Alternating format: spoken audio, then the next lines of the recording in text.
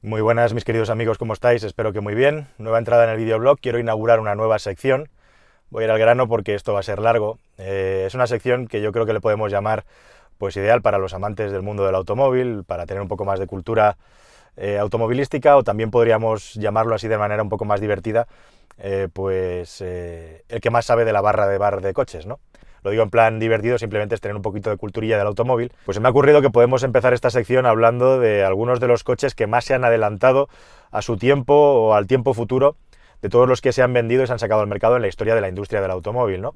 Así que esta sección va de eso, coches que se adelantaron a su tiempo. Claro, cuando te pones a rascar en este tema, dices, a ver cómo lo enfoco, porque realmente me podría estar aquí más de una hora hablando de coches innovadores o de coches interesantes o que en su día fueron revolucionarios por las tecnologías que introducían. Pero ese no es el asunto, ¿no? Entonces un poco hay que poner un sesgo o un corte. También es interesante que a veces las cosas que se adelantan a su tiempo no tienen por qué ser buenas o positivas, ¿no? En el mundo del automóvil es un ejemplo buenísimo de que a veces llegar con algo demasiado rompedor te puede tirar para atrás el proyecto, como vais a ver en la lista que os voy a presentar. Esto es algo que cuesta un poco de entender, pero ser el primero no siempre es bueno, ¿no?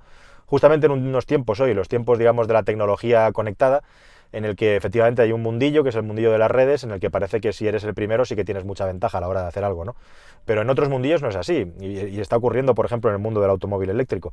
Pero en el mundo del automóvil, como digo, esto ha pasado muchas veces en la historia. Sin embargo, Google, pues el hecho de ser el primero sí tiene una ventaja competitiva muy grande, ¿no? A lo largo de la historia, o en negocios online, ser el primer negocio exitoso de algún tipo te da muchas veces la mayor parte de la tarta si lo haces bien y tienes la suficiente financiación. Esto no es tan evidente, ¿no? Y a veces a lo largo de la historia han salido automóviles que no han sido entendidos en su época, pero que luego con el paso del tiempo, pues como pasa con el cine, se ha reconocido el valor de ese producto. Bueno, pues un poquito, a la hora de analizar esto también, el otro matiz final es que yo no quería hacer una lista de decir, este coche se adelantó a su tiempo porque fue el primero que sacó esta tecnología, este fue el primero que sacó esta tecnología. En la sección esta de el que más sabe de la barra de bar de coches, pues otro día, si os parece, dedicamos un vídeo a hablar de innovaciones tecnológicas que ya están asentadas en los coches y de cuál fue el primer coche que salió al mercado con esa innovación. Así que el sesgo totalmente personal, os voy a dar una lista de 10-12 coches. Unos coches me van a dar pie para hablar a otros que no estarán en la lista, en fin, como siempre, un poquito así de miscelánea, pero un poco el criterio que yo he seguido aquí es que el coche tenga más de una innovación interesante cuando salió al mercado, o que su irrupción fuera tan bestia, tan importante, que por sí sola justifique que esté en la lista que os voy a pasar a continuación, que es una lista, como digo, muy parcial, sesgada, y que admite muchos matices, obviamente, por supuesto.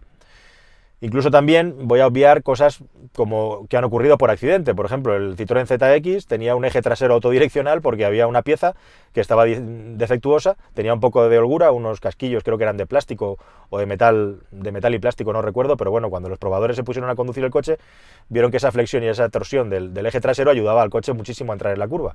Y lo mantuvieron y al final fue una herramienta comercial, ¿no?, para vender el ZX, que era un coche súper ágil.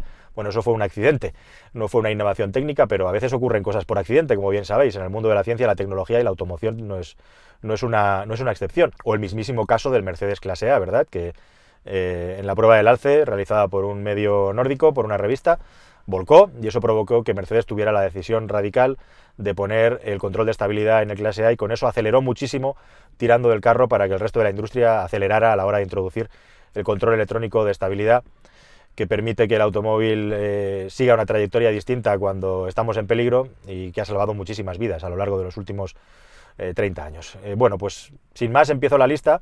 Es una lista que más o menos va a ser cronológica, no tengo todas las fechas, pero vamos a empezar desde los inicios de la historia de la industria del automóvil hasta los tiempos modernos. Y para empezar, el primer coche del que os quiero hablar es un coche que os va a sorprender, que es el Detroit Electric. Si seguís este canal y me habéis oído hablar del coche eléctrico, sabréis de lo que os estoy hablando. Un día subí una entrada, que la podéis buscar en el buscador, perdón, en la que hablaba de cuando Ford y Edison quisieron fabricar un automóvil eléctrico. Bueno, pues como me encargo en mi canal de insistir, y lo vuelvo a decir otra vez, los automóviles eléctricos no son nada innovador ni nada novedoso. En los inicios de la industria del automóvil no estaba nada claro con qué se iban a mover esos artefactos, y gente que estaba en el ajo desde los inicios, como Porsche o como Peugeot, fabricaban automóviles eléctricos. Y en Estados Unidos, en el inicio del gran boom del capitalismo, en la segunda década, podríamos decir, del siglo XX, a partir de entre 1910 y 1920, había muchísimos coches eléctricos en el mercado que se cargaban en casa o en centros de carga, como hay alguna foto por ahí que os he compartido en la entrada esta de Ford y de Edison. Y había una marca que era Detroit Electric que realmente fabricó unos cuantos miles de coches eléctricos con bastante éxito, y bueno, pues el automóvil eléctrico al final no se impuso, como os he explicado también en este canal, por varios motivos. El principal, pues que el petróleo salía a borbotones de prácticamente debajo de la tierra sin que tuvieras que hacer nada.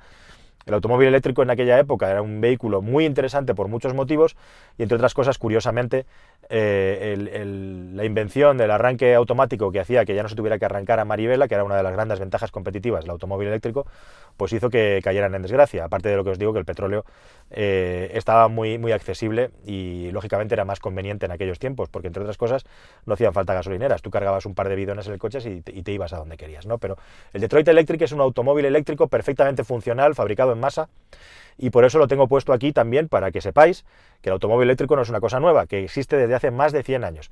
Ha pasado entre medias la era del petróleo, ahora volvemos otra vez al automóvil eléctrico, vamos a ver cómo, pero el Detroit Electric es el ejemplo perfecto y digamos más capitalista, más industrial, de que el automóvil eléctrico está desde los inicios del mundo del automóvil. La tecnología de las baterías, lógicamente, es la clave para que el automóvil eléctrico se desarrolle, también la red de recarga si queremos hacer que el automóvil eléctrico sea equivalente al de gasolina, y en eso estamos hoy en el siglo XXI, ¿no? Pero esto viene del siglo XIX, nada menos. Así que el Detroit Electric sería mi primer coche que se adelantó a su tiempo, porque cayó en desgracia como tantas otras cosas por los motivos que os he dicho. Y en esa misma época, justamente, la otra cara de la moneda, el coche que se impuso. Detroit Electric murió, sería la cara B, y la cara A fue el Forte. El Forte es el primer automóvil, como sabéis, esto se ha estudiado en prácticamente todas las escuelas, que se fabrica con unos estándares de ingeniería y de construcción, y que inaugura una nueva época en el mundo industrial, que es la fabricación en cadena, ¿no? Lo cual tiene un montón de ventajas y un montón de situaciones, digamos, que provocan justamente eso, una reacción en cadena, ¿no? Una nueva forma de producir, una nueva forma de organizar la producción de un automóvil que permite fabricarlo en masa y de una manera mucho más económica, lo cual lo hace más accesible para mucha más gente, y eso provoca, pues, que el mundo se automotice, podríamos decirlo de alguna manera, ¿no? El Forte, posiblemente, y las técnicas que aplicó Henry Ford, que se han aplicado a prácticamente cualquier método de fabricación industrial durante casi un siglo, pues es quizá el automóvil más paradigmático, porque trasciende lo que es la industria del automóvil. Así que podríamos decir que el Forte es un vehículo que tiene que estar aquí sí o sí, entre los vehículos que se adelantaron a su tiempo, por todo lo que comporta. Bueno, años 20, años 30, aquí me podría enrollar 10 entradas sobre las evoluciones, sobre todo en materia de motores, sobre montones de experimentos que se hicieron con la aerodinámica, pero vamos a saltar ya hacia los años 40, más o menos, en los que los americanos, prácticamente con la Segunda Guerra Mundial y todo lo que pasó en Alemania, pues estaban dominando claramente la industria del automóvil y la evolución tecnológica, ¿no? Otro día podríamos hacer una entrada de los locos prototipos de los americanos, de los coches americanos de los años 40, 50 y 60, que es apasionante, pero también en esta lista yo me había marcado que os iba a hablar solo de coches adelantados a su tiempo que llegaron a salir al mercado. Y quizá uno de esos coches que representa bien esa industria americana, aunque realmente no se fabricaron más de 50, es el Tucker. Para que os hagáis una idea, era un coche que, aparte de todos los automatismos de confort que solían tener en aquellos años los coches americanos, ¿no? Estamos hablando de que en los años 50 ya había coches allí con aire acondicionado, cuando aquí tardaron medio siglo en generalizarse. Pero justamente el Tucker destacaba por el refinamiento también en la parte dinámica. Era un coche que tenía una suspensión independiente, algo rarísimo en aquellos tiempos, una suspensión súper sofisticada, y que tenía frenos de disco a las 4 ruedas, algo también extremadamente raro e innovador. Y además, al mismo tiempo, también tenía un faro central, como un ojo de cíclope, que giraba solidario a la dirección para ayudar por la noche cuando girábamos a conducir de manera más segura y de orientar la luz allá hacia donde va la dirección del coche. Como os digo, de este coche solo se fabricaron, no sé si llegó a 50, quedan 40 y pico, y desde luego es un auténtico paradigma de lo que es poner un producto en el mercado adelantado a su tiempo. Bueno, pasamos los tiempos de la escasez, digamos, después de la posguerra, aparece el Mini, aparece el Isetta, los mini vehículos que son revolucionarios, quizá el más paradigmático es el Mini, ¿no? Por su concepto de carrocería, por su espacio interior, por sus motorizaciones, pero el siguiente coche en el que me quiero parar, adelantado a su tiempo, es en un coche francés, que no podía faltar en esta lista tampoco, que es el Citroën DS.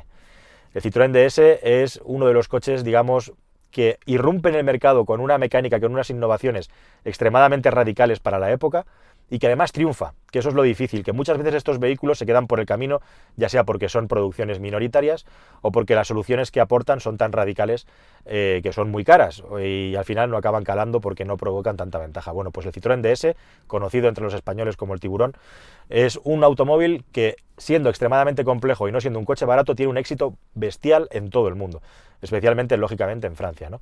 ¿Qué aporta de innovador este coche al mercado? Bueno, pues más o menos imagino que lo sabéis todo. Entre otras cosas también, a veces decimos que el DS es el primer automóvil que girando la dirección giraban los faros, que era solidario a la barra de dirección a los faros. Realmente el primero, si no se me ha pasado, fue el Tucker, pero el primer coche en masa, estamos hablando del Tucker, menos de 50 unidades, mientras que del DS se produjeron cientos de miles. Yo creo que pasó del millón a lo largo de su larguísima vida, porque estuvo fabricándose, pues yo creo que van 20 años prácticamente, o casi. La cuestión es que el DS, además de la anécdota de los faros, es un automóvil con la primera suspensión neumática. Todo el sistema, digamos, hidráulico del coche y suspensión neumática es totalmente innovador. Es un grandísimo éxito. Es uno de los primeros coches que además tienen frenos de disco en las ruedas delanteras, también otra innovación de Citroën. Y por último su carrocería, ¿no? Que es un absoluto ejercicio de genialidad de diseño, puesto que aúna una aerodinámica muy avanzada para la época, con un diseño absolutamente rompedor que no rompe, valga la redundancia, con el espacio interior dentro del coche. Así que por eso el Citroën DS sin duda tiene que estar en la lista de los coches más disruptores de la historia de la industria del automóvil. Bueno, y ahora que hemos hecho ese viaje de Estados Unidos hacia Europa, pues nos seguimos quedando hacia Europa, entre comillas, porque nos vamos a las islas y nos vamos otra vez a una marca muy poco conocida, pero que hacía unos coches impresionantes allá a finales de los años 60. Y esa marca es Jensen, una marca, como digo, inglesa, muy minoritaria, pero con gente apasionada de la ingeniería. El Jensen Interceptor, el Jensen FF, del que os hablo aquí en esta entrada, es un automóvil espectacular, con una carrocería mitad compacto, mitad deportivo, que lo que tiene de interesante que es, bueno, pues dos innovaciones técnicas muy importantes. La primera, el hecho de ser un automóvil con tracción a las 4 ruedas. Una tracción a las 4 ruedas absolutamente rudimentaria, pero que tenía además problemas mecánicos, pero tracción a las 4 ruedas, en definitiva, imaginad, en los años 60. Y además, aunque parezca increíble, Jensen, al menos hasta donde yo sé, fue la primera marca que introdujo el ABS, el antibloqueo de frenos. El sistema antibloqueo de frenos, que efectivamente en esa época también era mecánico, y que estuvo siendo así mecánico durante muchísimos años. Tuvieron que pasar más de 30 años para que el antibloqueo de frenos se estableciera en la industria de una manera asentada, con la llegada de la electrónica, porque antes el ABS incluso podía provocar que se largaran las frenadas si no se desarrollaba bien. El del Jensen yo creo que funcionaba bastante mejor que otros que salieron en el pasado, pero lógicamente no he podido probarlo ni leer las reviews de aquellos tiempos. Pero sí que es verdad que recuerdo perfectamente en los 80 el famoso freno ABL que tenían los Ford, igual que las inyecciones mecánicas, que no funcionaban muy bien. Y me acuerdo justamente del Ford Fiesta Turbo, que los más mayores lo recordaréis, que era una auténtica bomba de coche. No el Fiesta de primera generación de los 70, sino el Fiesta de primeros, ultimísimos 80, primeros 90. Que tenía un problema serio de frenos y con la largada de frenos, con la largada de la frenada, quiero decir.